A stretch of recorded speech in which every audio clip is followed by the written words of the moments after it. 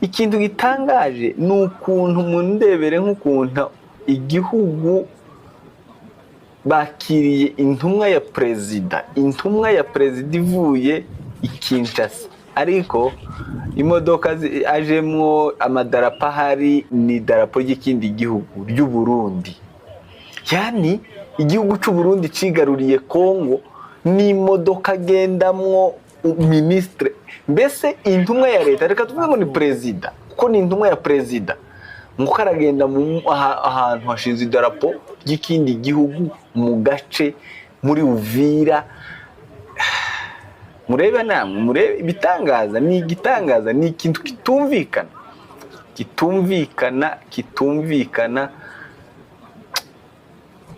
Nakigarutseho ahangaha nahageze, gisa naho kintangaje cyane ukuntu idarapo ni iry'igihugu cy'u Burundi.